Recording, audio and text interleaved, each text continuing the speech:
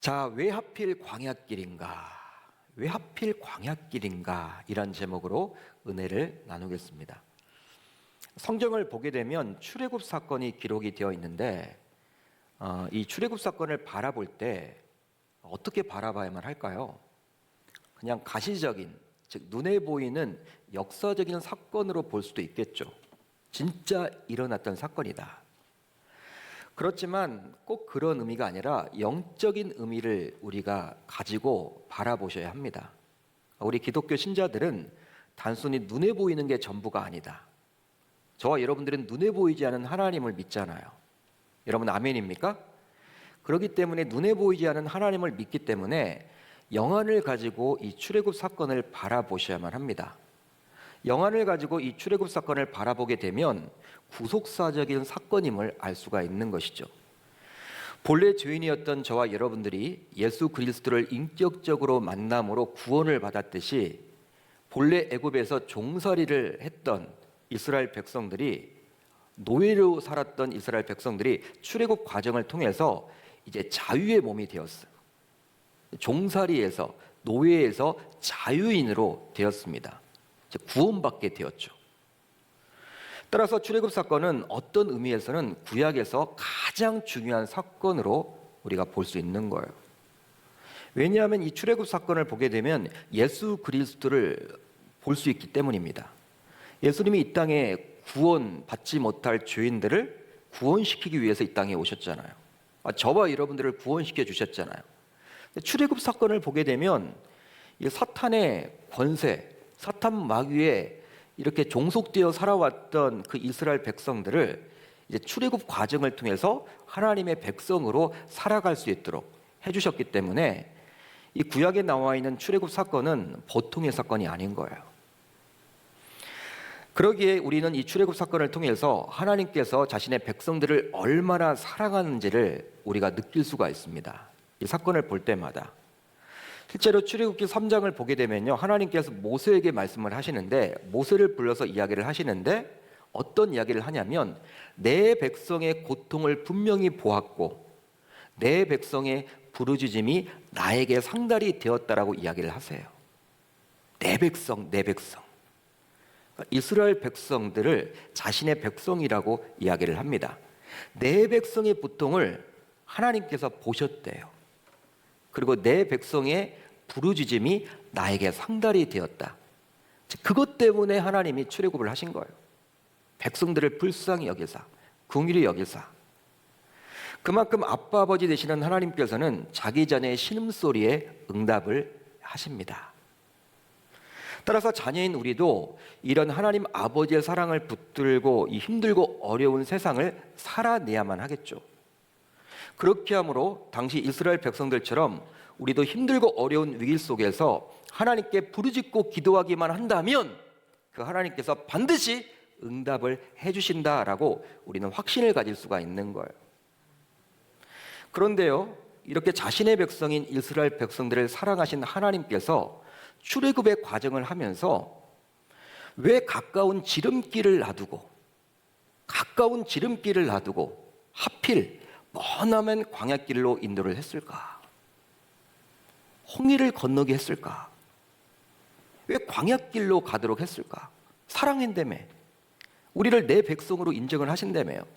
자기 자녀라고 말을 하시잖아요. 자, 오늘 말씀 17절 18절을 볼까요? 이렇게 기록이 되어 있죠. 블레셋 사람의 땅의 길은 가까울지라도 하나님이 그들을 그 길로 인도하지 아니하셨으니, 하나님이 홍해의 광야길로 돌려 백성을 인도하심에, 멀리 돌렸다라는 거예요. 하나님이 일부러. 실제로 하나님께서는 아브라함에게 약속해 주셨던 젖과 꿀이 흐르는 가나안 땅으로 자신의 백성들을 이끌려고 했습니다. 따라서 블레셋 사람들이 살고 있었던 해변가를 따라 백성들을 인도하게 되면 더 빨리 가나안 땅에 도착할 수가 있었어요. 한번 우리가 지도를 볼까요?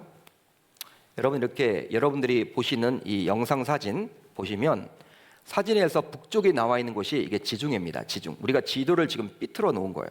좀 뒤집어 놓은 거죠. 이렇게 여러분 부채꼴 모양의 이렇게 길다란 이게 무엇이냐면 나일강입니다. 나일강. 이렇게 여러분 부채꼴 모양이 있죠? 그곳이 바로 나일강이에요. 애굽이죠, 애굽 땅. 나일강의 지류예요. 나일강은 대단한 강이잖아요. 큰 강이죠, 긴 강이죠.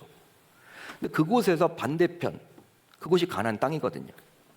가나안 땅으로 가려면요, 굳이 홍해를 건널 필요도 없어요.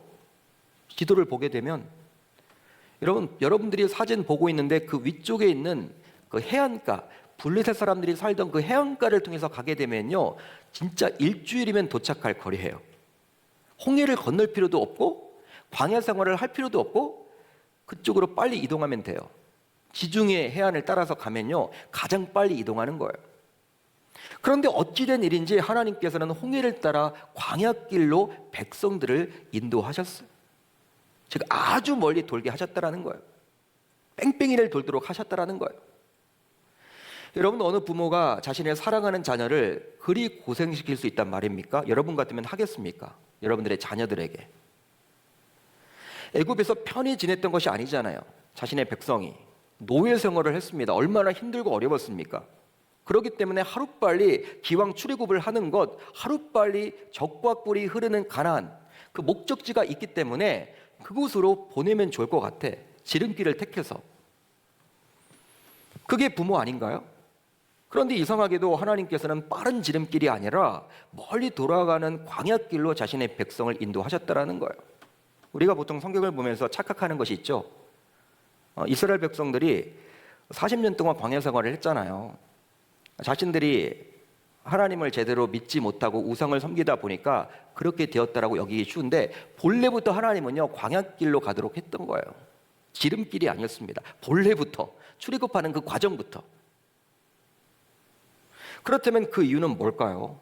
무엇 때문일까요? 종종 하나님께서 우리들에게도 약속하실 때가 있죠. 신자인 저와 여러분들에게 약속을 해주실 때가 있어요. 바로 우리가 삶에서 노예처럼 힘겹게 살아갈 때, 즉 아주 힘들게 살아갈 때 적과 꿀이 흐르는 가나안을 약속하시면서 또 새로운 은혜 땅을 주시겠다라고 약속을 해주십니다.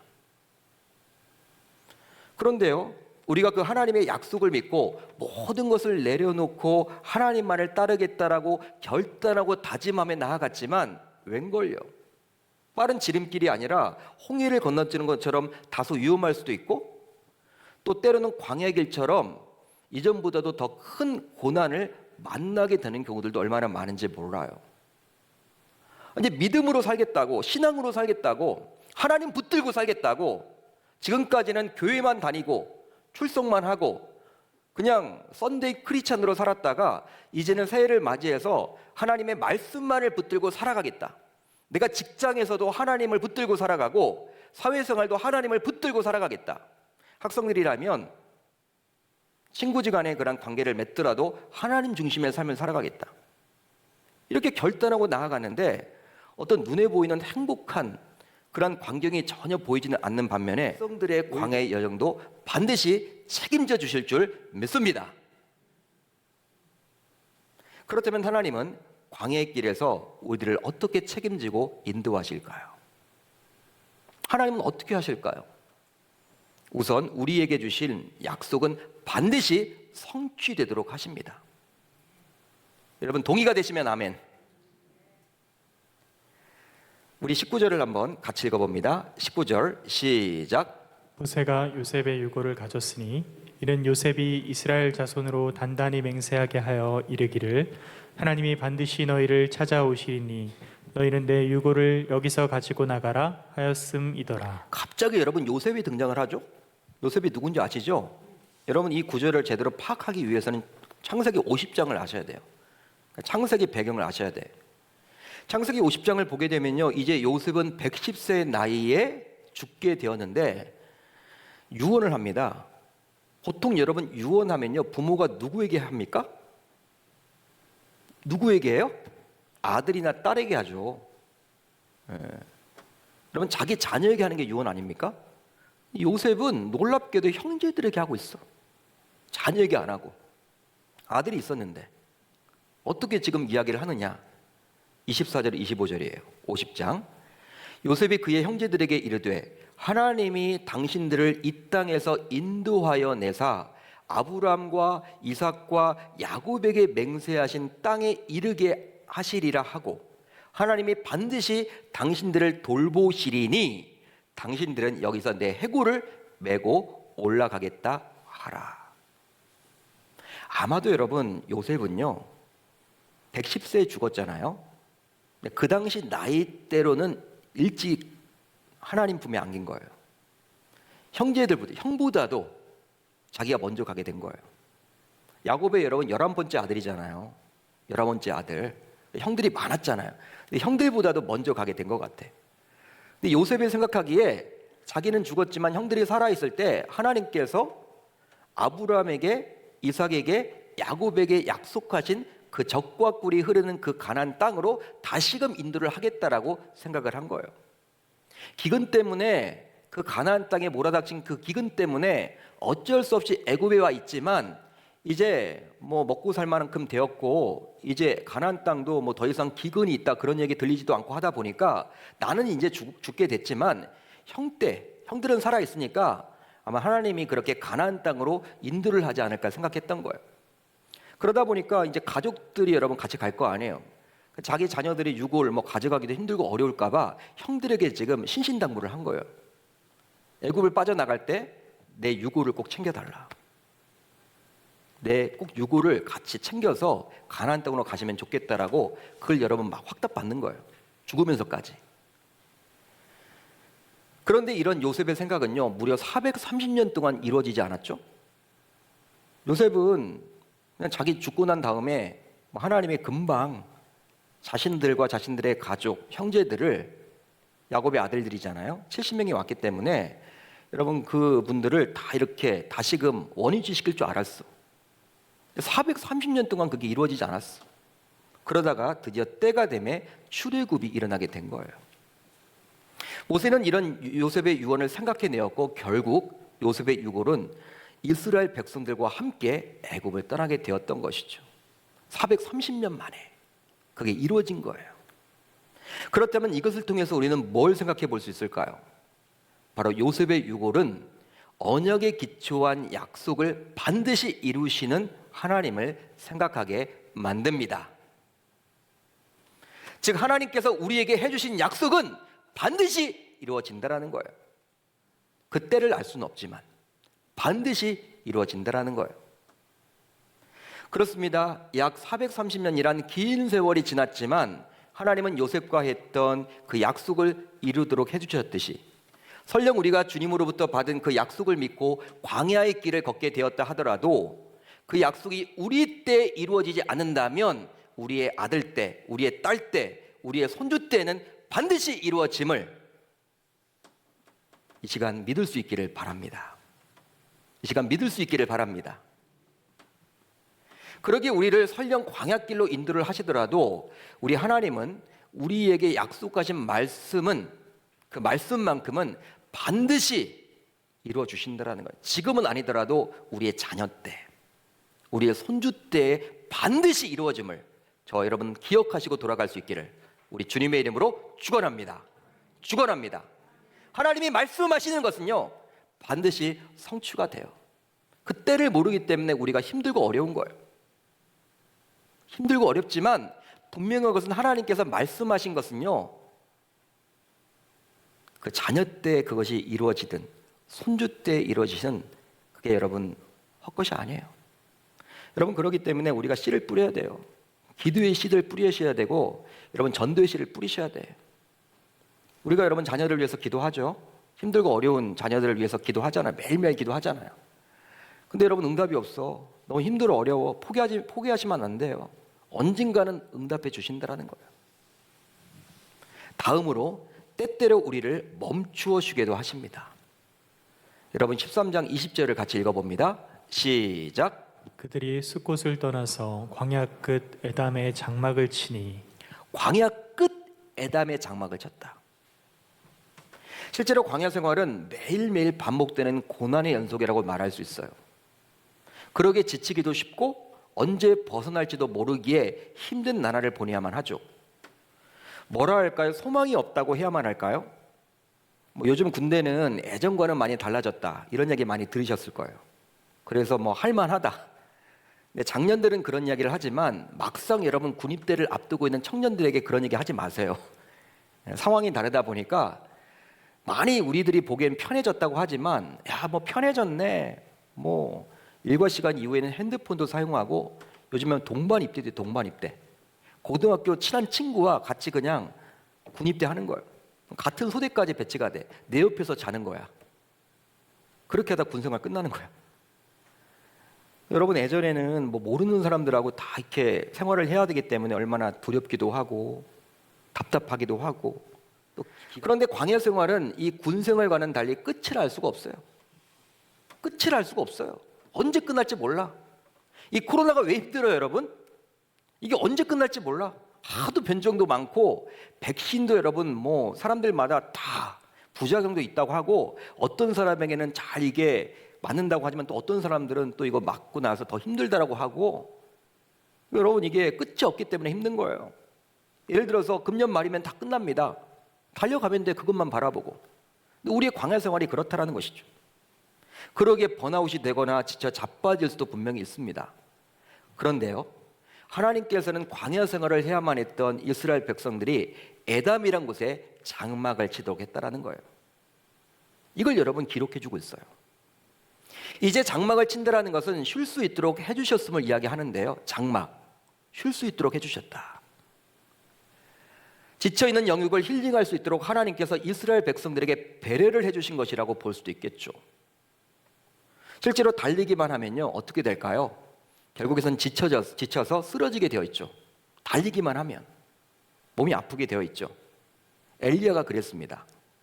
열왕기상 19장을 보게 되면 갈멜산 전투에서 멋지게 승리했던 엘리야의 모습과는 완전히 180도 달라진 엘리야의 모습이 기록되어 있거든요. 그러니까 열왕기상 18장과 19장을 보게 되면 이 같은 엘리야 맞나? 야, 어떻게 이렇게 180도가 달라졌어? 엘리야는 너무나 탈진한 나머지 지친 나머지 이제 광야로 가서요 어떤 말까지 해요? 하나님께 하지 말아야 될 말까지. 하나님 저 죽여주십시오. 저 죽고 싶어요.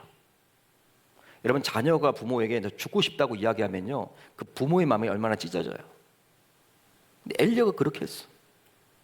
그 선지자 중에 대선지자가. 아마도 하나님의 사역자로서 너무나 달려오기만 했기에 그리했던 것 같아요. 쉬어야 하는데 쉬지를 못하고.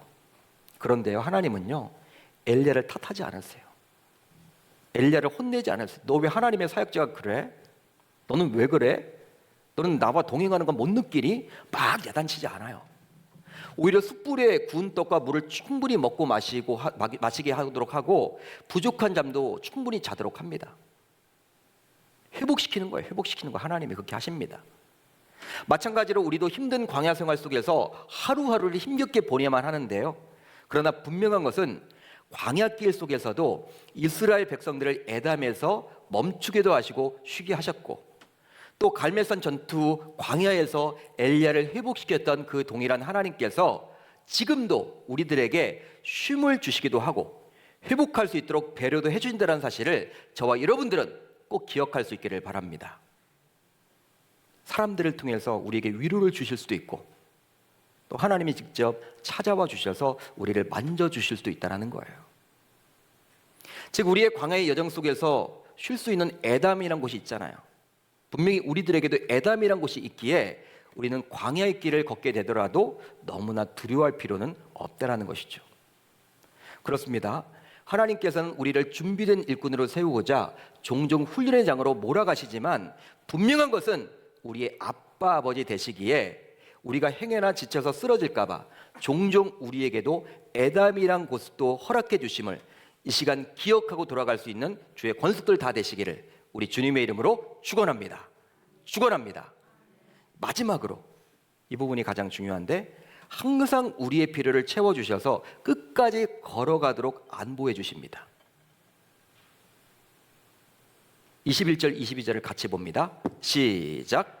여호와께서 그들 앞에서 가시며 낮에는 구름 기둥으로 그들의 길을 인도하시고 밤에는 불 기둥을 그들에게 비추사 낮이나 밤이나 진행하게 하시니 낮에는 구름 기둥 밤에는 불 기둥이 백성 앞에서 떠나지 아니하니라. 여러분 우리는 너무나 잘 알고 있어요. 구름 기둥은 자신의 백성들에게 무엇을 줘요? 시원함을 선사해 주고 불 기둥은 따뜻함을 선사해 줌을 알고 있어요. 불기둥, 구름기둥. 실제 광야길을 걷다 보면요, 너무나 추워서 한 발짝도 움직이지 못할 그런 상황에 놓이게 되는 경우들도 있어요. 그러니까 우리 인생을 살다 보면 너무나 추운 거야. 막 힘든 거야. 얼음이 닥쳤어. 한 번도 경험해 보지 않았던 이 추위. 그럴 때마다 하나님께서는 이 불기둥으로 백성들을 따뜻하게 녹여서 지속적으로 인도해 주십니다. 또 광야길을 걷다 보면요, 또 어떨 때는 어때요? 이번에는 너무 더운 거야. 막 추웠다가 더웠다. 너무 더운 거야. 막 땀을 많이 흘리게 돼 있어. 막 탈진 상태에 막 이르게 되었어. 막 물이 마시고 막 싶고 한 발짝도 이동 못 하겠죠. 그럴 때는 어떻게 해요? 이때 하나님께서는 구름 기둥으로 백성들을 시원케 하사 백성들이 지속적으로 이동할 수 있도록 해주신다는 거예요. 즉 하나님께서는 낮에는 구름 기둥으로, 밤에는 불 기둥으로 백성들의 필요를 채워 주십니다. 여러분, 세상에 어느 누가 그리할 수 있단 말입니까? 이 불기둥 구름기둥은요, 가시적인 기적이에요. 눈에 볼 수 있는, 눈으로 보이는 기적이란 말이에요. 당시 이스라엘 백성들이. 그러니까 우리가 삶을 살면서도요, 우리의 삶 속에서도요, 막 지치고 힘들고 어려운데 막 인생의 한계를 느껴질 때가 있잖아요. 막 우리가 노력을 했는데도 막 숨이 허걱 막히고 어떻게 할 수 없는 그런 위치에 놓일 때가 있잖아요. 이제 끝났다. 이제 좌절이 여러분 막 밀려와가지고 이제 아무것도 안 돼. 야, 이제 나는 포기해야지 뭐. 힘들고 어려울 때가 있잖아요. 한계의 여러분 상황에 직면해 있어서. 그때 하나님께서 개입하사 불기둥과 구름기둥으로 우리의 필요를 채워 주십니다. 그렇게 함으로 광야 생활이 끝날 때까지 우리를 인도해 주신다라는 거예요. 여러분 믿으시면 아멘. 저는 다음의 구절을 읽고 또 읽고 또 읽고 또 읽고 해도 너무나 은혜가 돼요. 우리 22절을 같이 한번 읽어봅니다. 22절 시작. 낮에는 구름 기둥, 밤에는 불 기둥이 백성 앞에서 떠나지 아니하니라. 아멘. 낮에는 구름 기둥, 밤에는 불 기둥이, 뒷부분이 중요하죠. 백성 앞에서 떠나지 아니하니라. 떠날 만도 한데 떠나지 아니하니라. 광야 생활 가운데 만한 광야 생활, 언제 끝날지 모르는 광야 생활이지만 하나님이 동행해 주신다라는 거예요. 할렐루야. 여러분 아이를 키우다 보면요, 이제 아이가 이제 학교를 들어갈 때쯤 되면 심부름을 시키죠. 부모는 한번 해보라고 하죠. 시험을 하는 거예요. 왜냐하면 이제 학교를 가게 되면 돈 계산도 좀 해야 되고 이제 혼자 여러분 학교도 갈 수 있어야 하기 때문에 이제 아빠 엄마가 항상 지금까지는 손을 잡고 다니면서 뭐 슈퍼도 같이 가고 해서 이렇게 했단 말이에요. 이제 초등학교를 이제 가야 되니까 야, 너 한번 떨어져 있는 가게 혼자 가서 콜라를 좀 사와라. 아빠가 시키는 거예요. 처음엔 여러분 안 가겠다고 하죠. 막 어떻게 가냐고 하고 계산은 어떻게 되냐고 하고 막 아버지가 막 이제 얘기를 하죠. 그래도 해야 돼. 너 한번 해봐. 할 수 있을 거야. 너 잘했잖아. 격려를 하면서 막 시켜요. 여러분 아이를 내보냅니다. 슈퍼를 다녀오도록 하는데 아버지가 집에서 여러분 편하게 잘까요? 그 시간에? 아니에요. 아이는 여러분 이렇게 먼저 내보내고 나서 몰래 따라가는 거예요. 따라가는 거야. 아들이 지금 어떻게 중간에 새지는 않은지, 그 길을 제대로 가고 있는지. 아들은 느끼지 못하는데 아버지는 여러분 뒤에서 따라가면서 그 아들이 제대로 슈퍼에 가고 있는지 여러분 살피고 있는 거예요. 스캔하고 있는 거예요. 슈퍼에서 여러분 물건을 사서 콜라를 사서 계산대에 딱 올려놓는 그 광경도 다 지켜보고 있는 거예요. 거스름돈은 어떻게 잘 받고 있는 건지. 예?